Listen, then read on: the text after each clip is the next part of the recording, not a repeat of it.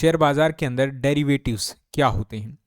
ये वित्तीय सौदे होते हैं जिनका कोई स्वतंत्र मूल्य नहीं होता है, बल्कि उनकी कीमत किसी मूल संपत्ति जैसे कोई शेयर, सोना या कच्चे तेल पर निर्भर करती है।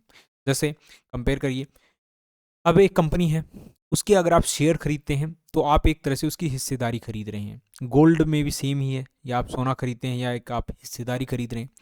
लेकिन अगर मान के चलिए कोई ऐसा सिस्टम हो कि यहाँ पर जो शेयर है उसकी वैल्यू के आधार पर कोई एक कॉन्ट्रैक्ट बना लिया जाए। जैसे इस शेयर की वैल्यू हम मान लेते हैं 100 रुपये, ठीक है। और एक कॉन्ट्रैक्ट यहाँ पर बन जाता है कि इसकी वैल्यू जो है अगले एक महीने के अंदर 120 से ऊपर चली जाएगी, या 80 से नीचे आ जाएगी, या 70 से नीचे आ जाएगी। इस तरह का कोई कॉन्ट्रैक्ट बन जाता है और वो कॉन्ट्रैक्ट कोई सेल कर देता है। अब यहाँ पर जैसे ही जो आदमी सेल कर रहा है, मान लेते हैं वो मान के चल रहा है कि 120 से ऊपर नहीं जाएगी और उसने सेल कर दिया। अगर ये 120 से नीचे रहेगी तो उसको फायदा हो जाएगा, अगर इससे ऊपर चली जाएगी तो उसको नुकसान हो जाएगा, क्योंकि वो इसको 120 में बेच रहा है। कल को वो बेच रहा है तो उसको खरीदना भी पड़ेगा।